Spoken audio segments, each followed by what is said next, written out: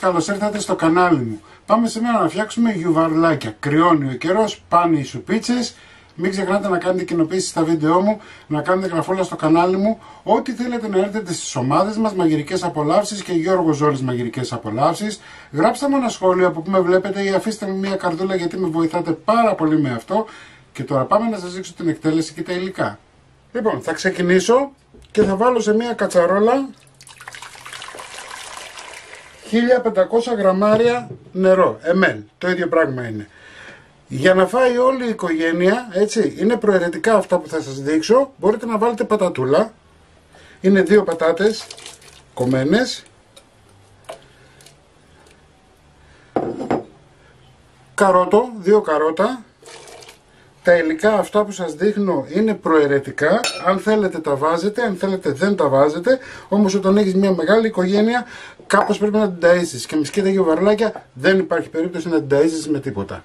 Λοιπόν, ένα μεγάλο κρεμμύδι που θα βάλω το μισό, εντάξει, άνηθο, θα κόψω λίγο μαϊντανό,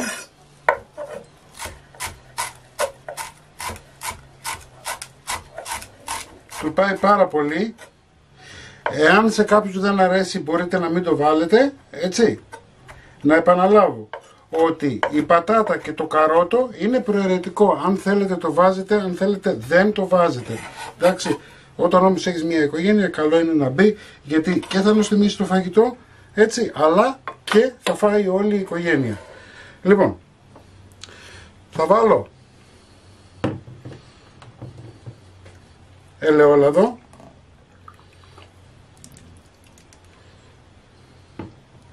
τρία τέταρτα από ένα ποτηράκι του κρασιού, αλάτι, ωραία, πιπέρι.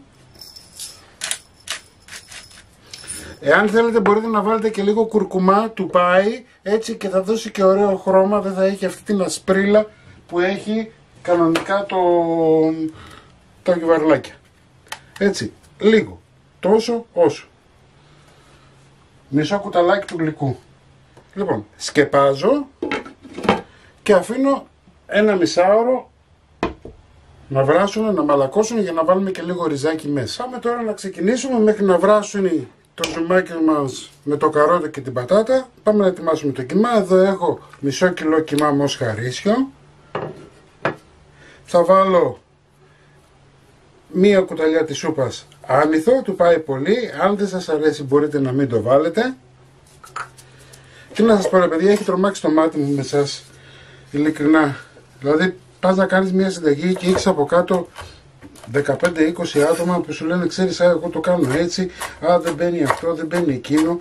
Όπως μάθει ο καθένας. Δοκιμάστε και αυτή την εκδοχή και αν δεν σας αρέσει το καταλαβαίνω, μην το ξαναφτιάξετε, αλλά χωρίς να έχεις άποψη να λες διάφορα θεωρώ ότι είναι άσχετο. Εκτός και αν το κάνετε γιατί τη βρίσκετε. Γιατί παίζει και αυτό. Λοιπόν, λίγο μαϊντανό. Χαμηλώνω τη φωτιά μου. Το υπόλοιπο κρεμμύδι που έχω φυλάξει.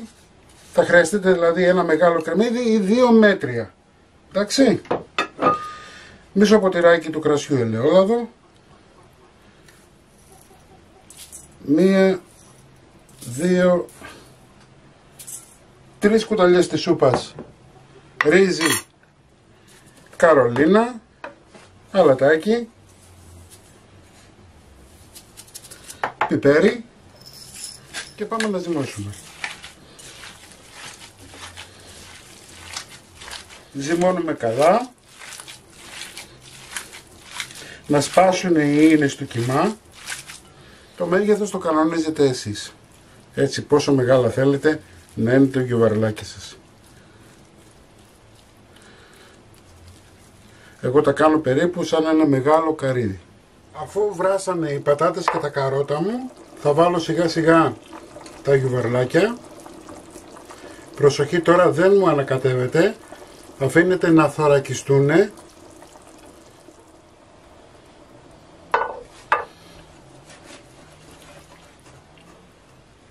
Χωρίς να βάλετε τίποτα μέσα, βλέπετε το ανακατεύω λιγάκι. Και θα βάλω τώρα και 4 κουταλιές της σούπας ρύζι Καρολίνα.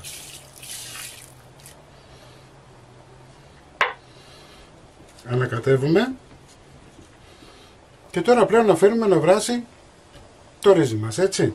Μέχρι να βράσει το ρύζι μας θα είναι και το γιουβαρλάκια έτοιμα, ο κιμάς μας έτοιμος. Αφού ήδη έχουν πάρει σώμα, έτσι μπορούμε να ανακατέψουμε λιγάκι. Κοιτάξτε.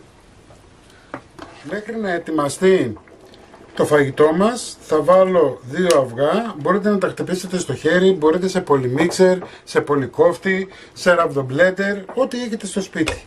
Λοιπόν, χτυπάμε να γίνει αυγολέμονο.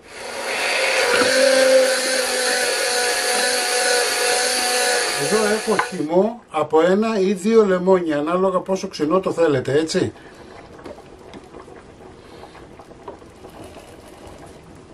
Θα το βάλω και αυτό μέσα, χτυπάω. Αυτό το φαγητό μας είναι έτοιμο, πάμε σιγά σιγά να αυγοκόψουμε. Θα πάρουμε ζουμάκι από τα γιουβαρλάκια μας.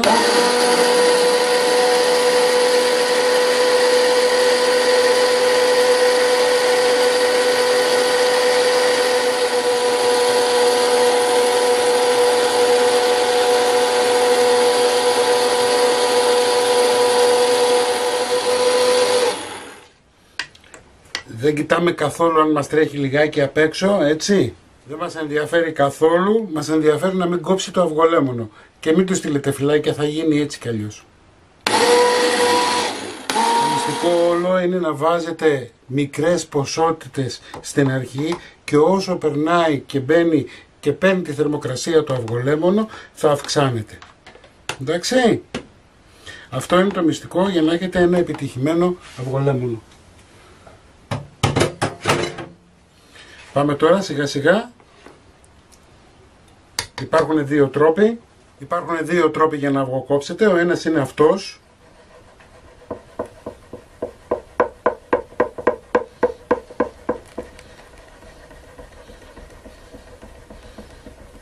Και ο άλλος είναι να ανακατεύετε με την κουτάλα.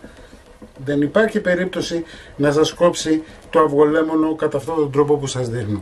Έτσι, το μοναδικό πράγμα που πρέπει να κάνετε είναι μικρές ποσότητες στην αρχή, έτσι, και τα αυγά να είναι σε θερμοκρασία δωματίου. Παίζει πολύ μεγάλο ρόλο. Πάμε να ανακατέψουμε λίγο. Κοιτάξτε τι ωραίο που έχει γίνει. Σκεπάζουμε και το αφήνουμε τώρα τουλάχιστον 1 δεκάλεπτο να φρατέψει, να φουσκώσει λιγάκι το ρύζι και να καθίσει το αυγολέμονο για να σερβίρουμε. Μην ξεχνάτε να κάνετε κοινοποίησεις στα βίντεό μου, να κάνετε εγγραφούλα στο κανάλι μου. Ό,τι θέλετε να έρθετε στις ομάδες μας, Μαγειρικές Απολαύσεις και Γιώργος Ζώρης Μαγειρικές Απολαύσεις. Και εμείς θα τα ξαναπούμε σύντομα με ένα επόμενο βίντεο. Γεια και χαρά σας!